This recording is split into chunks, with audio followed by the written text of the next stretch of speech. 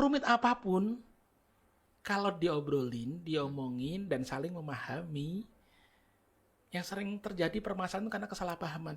Buruk komunikasi. Jadi, buruk sangka, ada 3 keburukan yang merusak hubungan.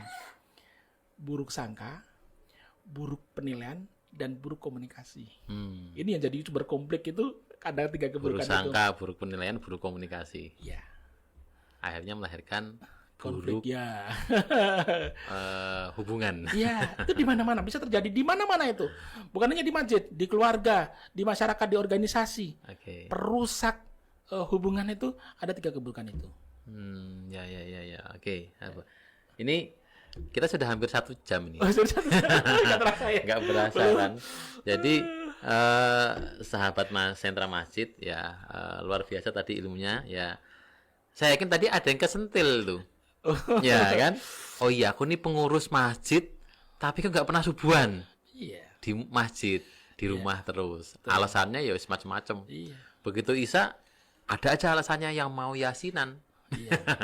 Yang mau badminton gitu kan, dan yang lain-lain. Nah, ini tipsnya gimana Pak D? Karena ada orang yang tiap hari itu rajin ke masjid.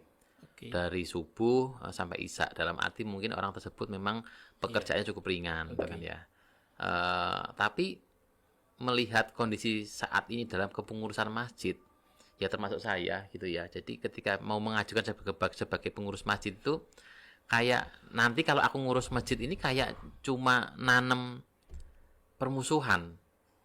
Nah, ini tipsnya gimana? Yang kedua adalah tips untuk para pengurus masjid yang tadi belum konsisten mau ke masjid, yang itu adalah salah satu indikator keimanan sebagai pengurus masjid. Nah, ini gimana? Ada 2 tips tadi itu. Iya. Jadi ini juga tips juga yang sedang saat ini mengemban amanah sebagai pengurus dan yang belum pengurus. Dan memang untuk mengelola masjid pertama kali yang mendasar itu punya otoritas. Maka siapapun buat saudaraku dimanapun berada, yang mereka saat ini mendapatkan mengemban amanah, ini Allah kasih peluang. Bagaimana pengulang, memang mungkin ya barangkali kata-kata saya ini sebagai lecutan bagaimana kita kesempatan emas mendapatkan punya otoritas. Nah, ini bagaimana terus memperbaiki diri. Bagaimana tipsnya? Bagaimana ketika wah ini kayak kesempatan. Jangan sampai karena ini saya amanah karena harus memberikan contoh yang baik dan betul buruk. Justru ini menjadi penyemangat. Kekurangan jangan jadikan alasan. Karena ada kata Sedana, kalau ada niat pasti ada jalan. Sedangkan kalau tidak ada niat pasti akan banyak